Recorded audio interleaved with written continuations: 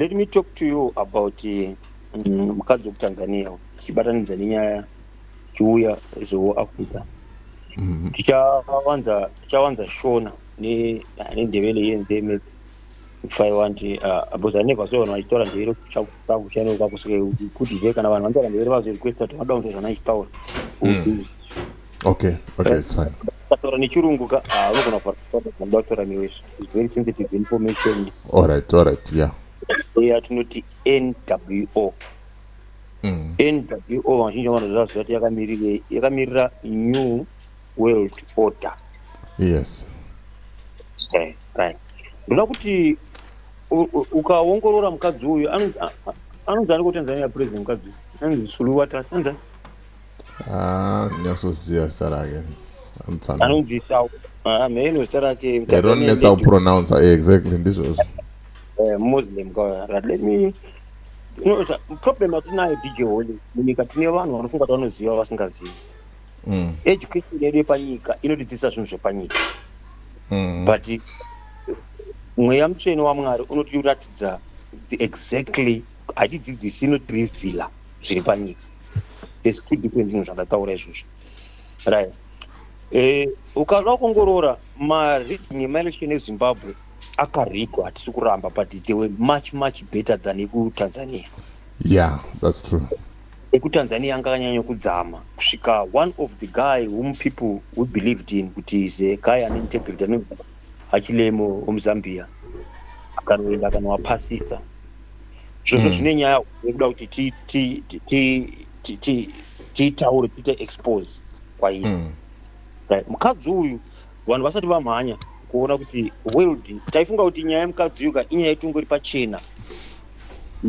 Issue yemukadzi yanga iri pachena kuti everyone yanga fanirwa kungokondema. Andozvona and he was being helped by majaho help yake yekuregamation yacho ari kubva muno muZimbabwe.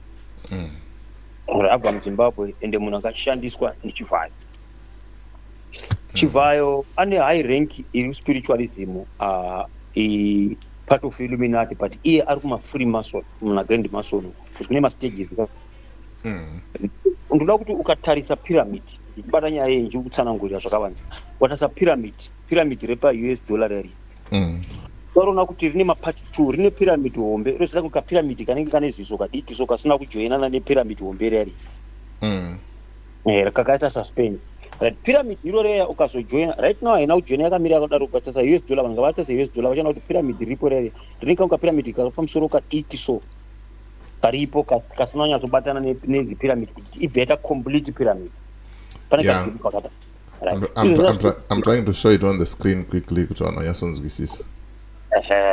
Magona pyramid iyo US dollar kana mwina ari papapo.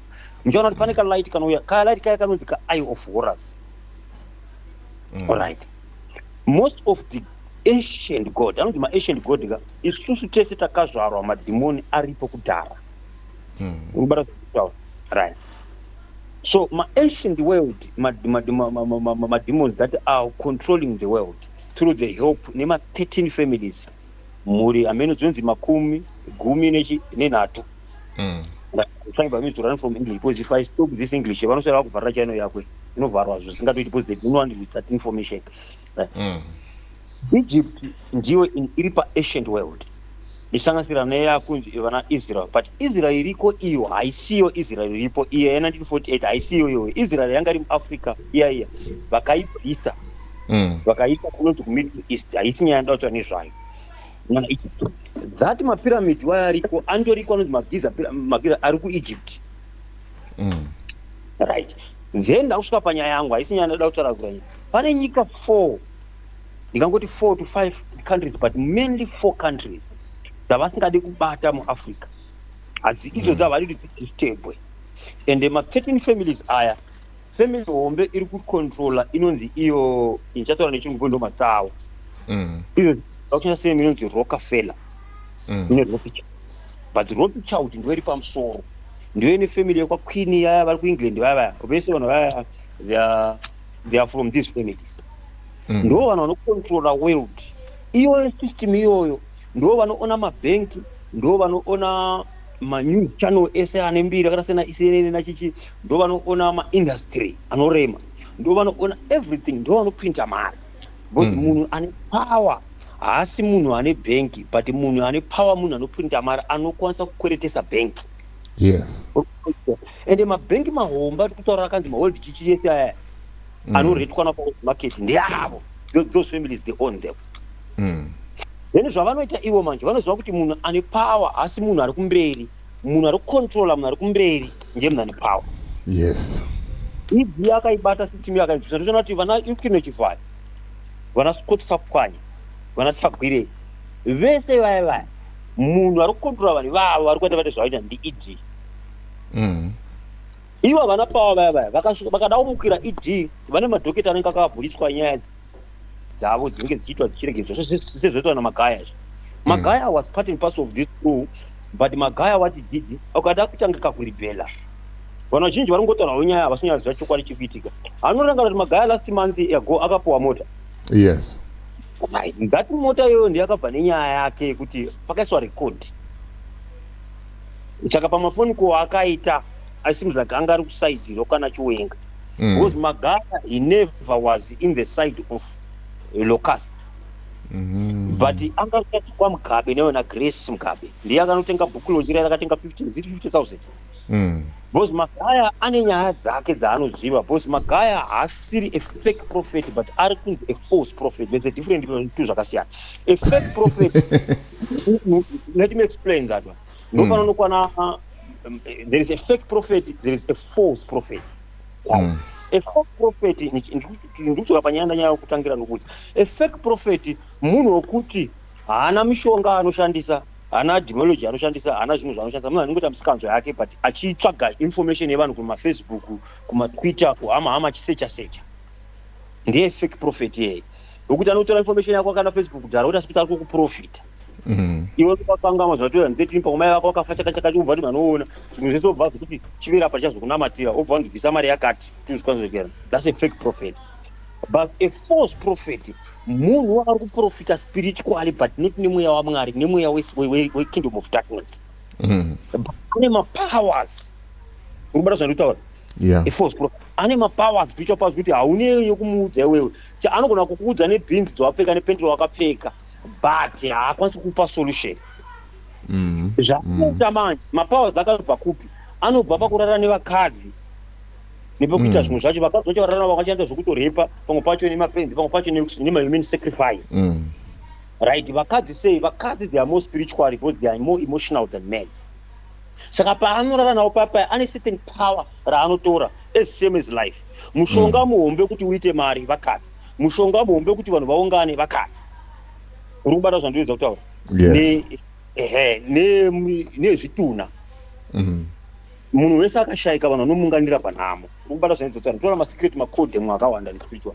Saka Magaya nyaya dzake dzaaita, but Magaya munhu wokuti akangwara papolitics anotarisa kuruda kurerekera power kuti uyu anogona kuwina obva aenda kupi ikoko but achinyepedzera kugara kusapota uko.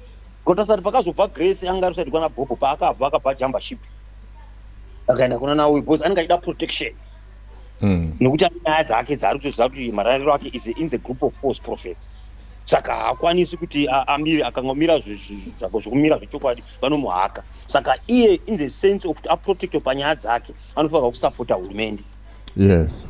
Nokupa ma-false prophets aipa chiti Zimbabwe economy chiti yachangopinda zvinhu zvichanaka chachiti. Saka mota yaya vakamupa as a trap. Magaya anga kusati kwa general. Indane dzimwe mari dzirikusaswira dzaakatopa. Alright.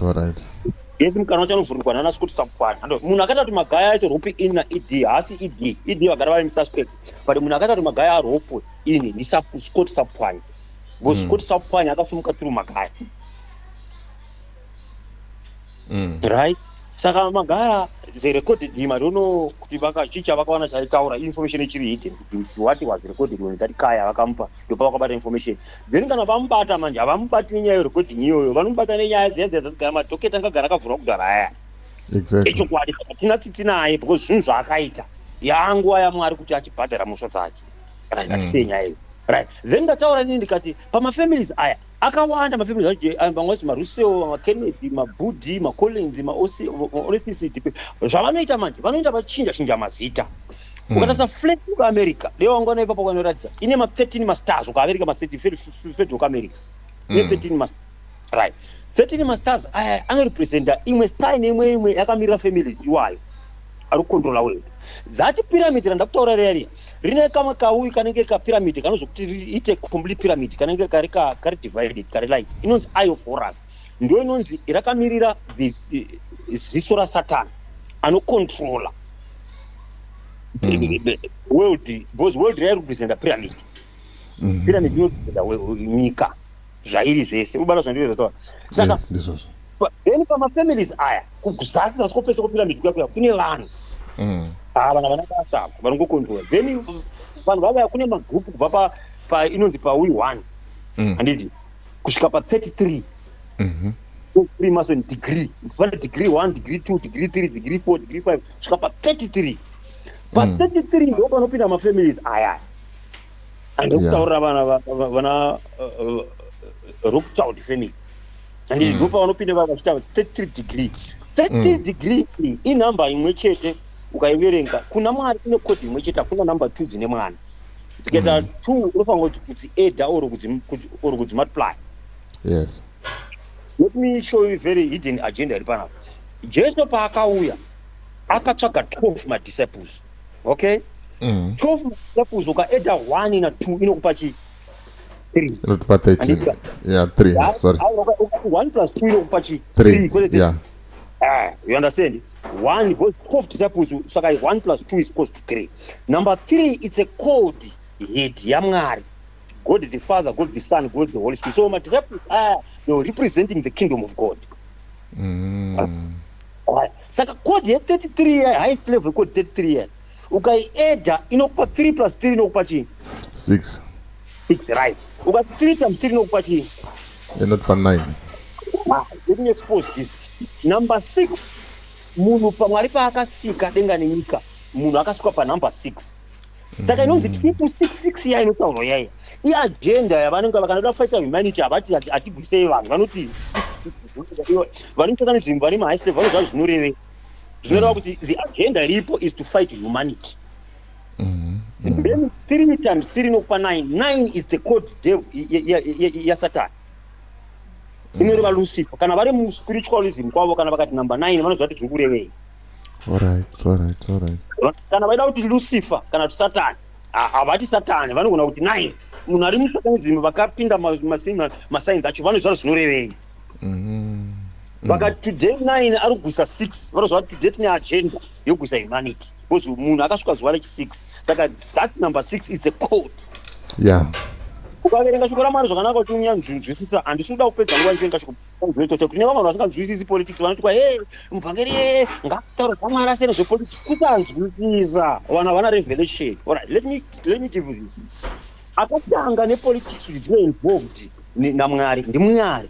Vatoti vana King David vaya vanga vari madzimambo like mapresident vana Saul vese vana Saul anditika munhu wokutanga kuve king ndi Saul anditika then Saul aribela vakazwana King David swa vana Solomon vese ipapo Mwari aizvipei Mwari anga ari in charge nepolitics 100% before Jesus atauya nokuti Mwari aitsaya kumisa agenda yandikutaura yeNWO. Kuti vanhu vasikudzi I expose this mukadzi wokuTanzania ndichikubatidza nenyika dzacho ndichikujoinidzana naID kwaota kuseidi yaida kuvaka kingdom yaida kuvaka. Saka agenda yavo handidi NWO Mwari aikontrola 100% makings kumadhara before Jesus atauya. Why? Because Mwari vaida kudelaya the kingdom of Satanism kuti inonzi the mark of the beast, inonzi the beast kingdom iri muRevhela 13. Kuda kuzouya chitonga panyika panapa for 7 years. But Satan aida kuintroduce kugara through these families. Because panyika panapa Mwari paakasika nyika akapa power ku a human body. Munhu ane body, ane spirit, ane soul. Even Mwari achida something panapa anofanira kutanga apossess that body. Because this is the physical world, it's not a spiritual world. Saka a spiritual entity kana kutonga panyika panapa inofanira kuve ne access nemunhu ane access nenyika inopa yakapiwa naMwari. saka Satan ndo chano yaari kuita mafamilies aya akaiswa ipapa for that cheap purpose. Jesu wenga pana metu anonzi na Satan ukandinamata ndichakupa nyika ino yese. Jesu akaramba that deal, but mafamilies aya akatora that deal and in return vanotonga nyika. Right? Saka Mwari pekutanga aita 100% kutora politics. Why? Because God was trying to stop, because the devil wanted to introduce Nyaya NWO. Even panguva yeflood here, panguva ya Noah, ndo zvaida kuitika zvacho. Maangels akauya akarara nevakadzi. Zvirimo zvinotaura muna Grace Siswaverenga akarara nevakadzi akazvara magiants. Ari kunzi manephilim. Akazonzi anga aripo before the flood and after the flood. Handina nguva yekuexplaina kuti after the flood vakazouya sei. I don't know. You understand? But yes. After the flood, I will explain because I stopped and without order. Ndikanike pana tikasvibisa uje kana muviri bese. Zvichazobreaka kana vanhu vazokuita kuti vanoda kuzoexplain what some things. Explain to them. Some of these things we need to give them life. Vanhu vachinzwa vapindu. Right. Saka, how is this one to happen? So God at first aishanda kuti abhire kingdom. Ndosaka Mwari anga ari 100% in politics. Achikondora vana David, vana Solomon. Because God was trying to put a full stop. Kuti Patana introduce kingdom yake panguva isiriyo. Therefore auya manje. Kingdom haisitiri yepanyika panapa ya kingdom yekuzopinda umambo kudenga spiritual kingdom that God is building ichazobe physical late. Saka God is no right now angasine no control politics 100% like what you are doing na David kuti king I make sure the king abva kuna Mwari. Therefore when God is changed the formation kuti now it's all about the source, it's no longer about physicality. Denga rakabva ratanga rabva ku politics kwete 100%. Denga politics ririko but harisiri 100% because the devil is trying to build his kingdom. Saka Satan now here 100% politics ashandisa ma-president machichi ndosanoona mazhinji vari kuteka kuva if. Saka ma-families aya akabva ratake off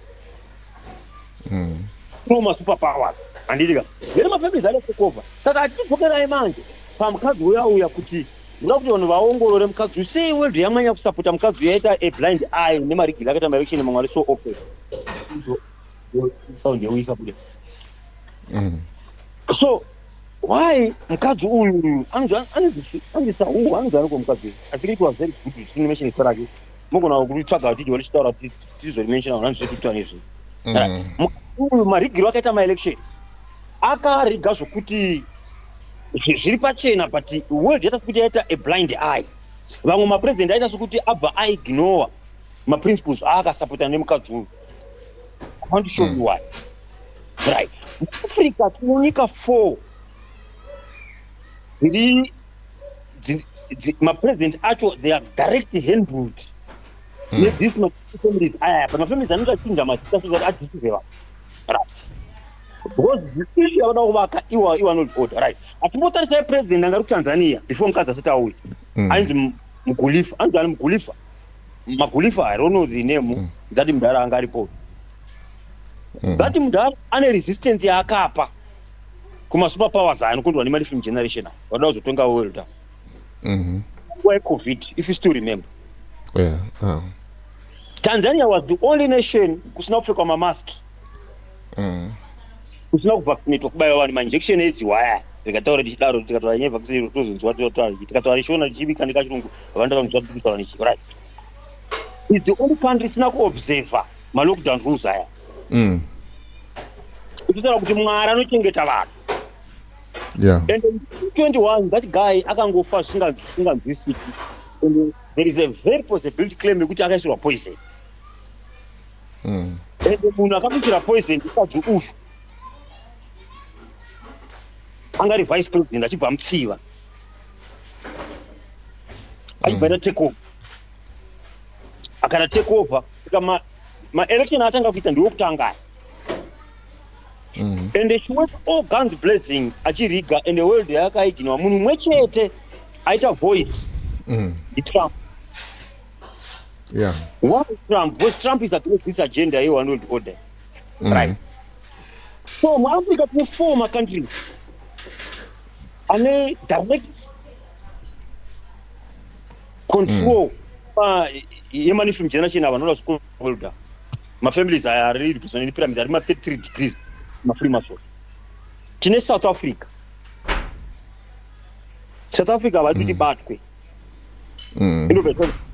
Ine Uganda Uganda is the most spiritual nation because in a portal inopindwa sanzvi zvakanyanya inonzi paLake Victoria. Right, tine Kenya, tine Nigeria, tine Egypt. These countries will fight. These people, they will make sure that they are not going to be disturbed. And a president who is ruling that nation. Then we have Tanzania. There are 6, there are 6. We have Tanzania. And these countries, these 60, South Africa, Uganda, Kenya, Nigeria, Tanzania, and Egypt, they will make sure that as it disturbed, president and keepers video, they run. Even my families are controlling that. So it is the day Mukasanyika is this is the province akasiyana like kine South Africa. Because what Africa ma set up group vakatwa kugara and the British pachawo yachatonga ari United Nations. Right? Everything that control tina South America, East America, Asia chichi vakatoseta kugara makontinent aya ndo panenge pane vanhu vanenge varipo that time pachazvintusha pane maceremony kana ari mapresident but zvavada kuti aite making. Ndo agenda ine mukuru wemuZimbabwe idi uyu kwaari builder kingdom. Because the kingdom is easy to control than a country because they want to do away with the constitution. King anenge achicontrol beast from United Nations. Then I think control SADC. Nyika dziri SADC dzigara kana 15 countries. Dzinenge dzichiripota kuSADC, SADC achiripota kuAU. OAU kune munhu achagara paya anenge ari mukuru Africa kwese but achicontrol direct ne-system of the beast. Saka mukadzi uyu mapindiro akaita Mugulifa akaresista. So he was now becoming a danger to the plan. Saka ma-opposition countries aya ari kuda kuwina kuTanzania varikuda kudzokera to the foundation principles anga namagulifa. Ndosaka mukadzi uyu apiwa rope code yekugumisa kuti aite zvese zvaanoda navo. Because vakapiwa replacement inogona kuripesa mukadzi uyu arigona keepa agenda yavari kuda. Traore wokuBurkina Faso, they are on his views. Vanofamba munamatira because zvari kuita zvese zvavari kuda, they are loophole kuti vamunyuke. Because the African president must be a person ane handlers, either through Russia or through China or through America or through Britain or maybe Rubata at all. Yes, Rubata. Yeah, this is the way how they want to control Africa.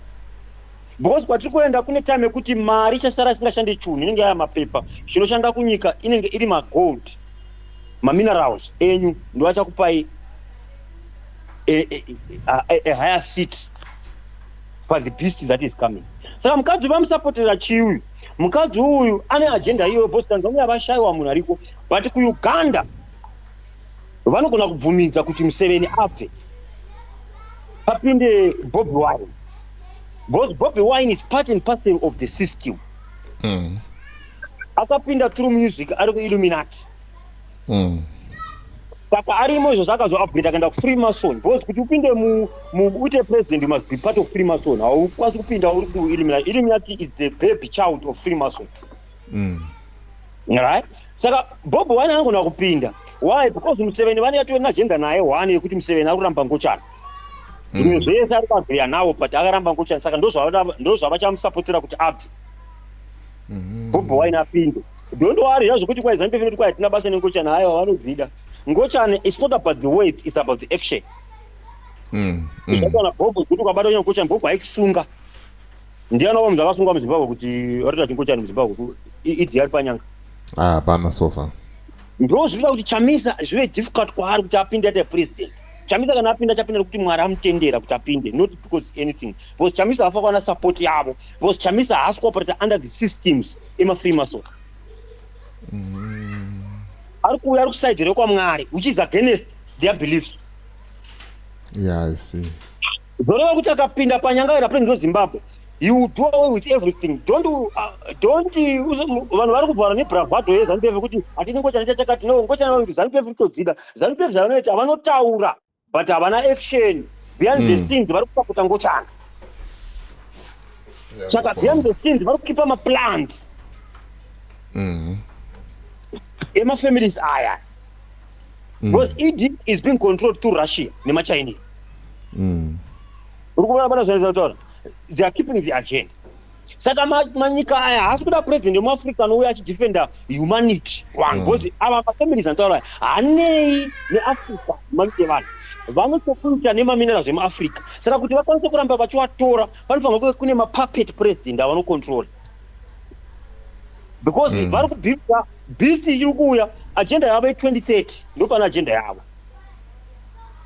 Saka kuTanzania sei vachida mukadzi uyu kuti by all cost apinde panyanga areplace vamutendera tarigi zvese vaita blind eye. Let me show you the picture now.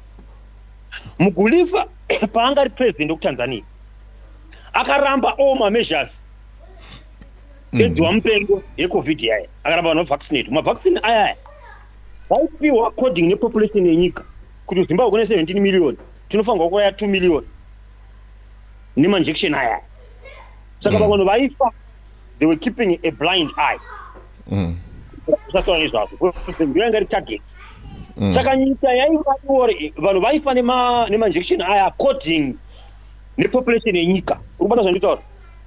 Saka China kune mabillions and vanhu vazhinji doko vakafa vanhu kwakawanda. Ukatarisa kuti vanhu vazhinji vakatata pattern vanhu vazhinji vakafa pamacovid nemanjection aya. Ukaona pattern yacho uchaona kuti it was according kuti population yenyika yacho yakamira sei. Saka kuTanzania nawo muguliwa paakaita nharoso wa2021 havana kwanisa kuti achieve agenda yavo. Mukadzi uyu paakapinda it was too late. Saka panofanirwa inonzi depopulation yekufa kwevanhu kuti vanoita inofanirwa kuzokontina vanhu vashoma. Saka Tanzania haina kwanisa kupinda paagenda yacho. Saka vari kuda kuti by any means necessary vaite eliminate number iyava yakafanirwa kueliminatewa muna 2020 2019 2021. Saka uchiona kuti masakati yakaitika iyi vanoitendera because iri kushanda that agenda. Hamino tinokubata zvimiti nevanhu ava. Iri kushanda agenda in the return mukadzi anopiwa power. Alright. Yeah, ndikubata. Vanhu vakavara nhamba dzinopiwa hadzimbopi dzechokwadi. Vachadzivhara dzese information yacho. Ndosaka uchiona kuti mukadzi uyu abvumiswa kubvisa vaEl Jazeera. But report chokwadi saka they want to silence everything. Internet yakavharwa but the world is not saying anything. Because they want to achieve number mugriva yakaita nharo inofanirwa kuachievwa ipapo. Then kana yaachievwa mukadzi uyu zvavachaita vachamanikidza HNU. Iye aramba ari in control. Because tine manation atataura South Africa must not be disturbed. Kenya must not be disturbed. They are a very spiritual nation. Uganda is a very spiritual nation.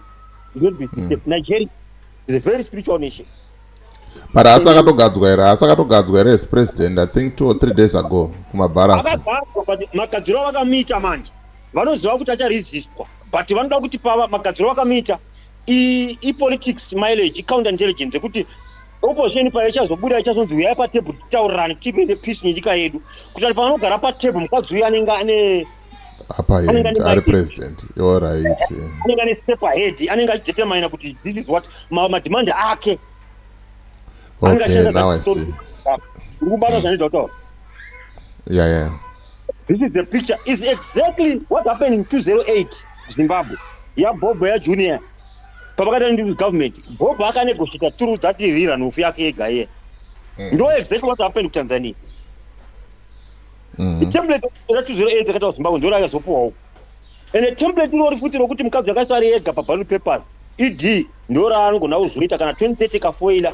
Munhu whoever acharipresa ZANU-PF vanogona kuita izvozvo kuti vachasunga maopposition yese. Ndokubata. Template racho Tanzania rakabva muno muZimbabwe nana Weeknew vaya neZANU-PF. Weeknew ane position hombe kutwi masoni. Mudiki zvake but pa spiritual kingdom of darkness muhombe. Anduzwa manje ndiyakushandiswa kuti afamba nemapresident ese achita zvese ane agenda hombe kwavanosangana kwatasvika.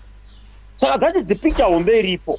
Because ivo vari kuda kutora maminerals ese. Saka Traore uya weku-Burkina Faso havasi kumufarira because ari kupa is like waking up ma-African.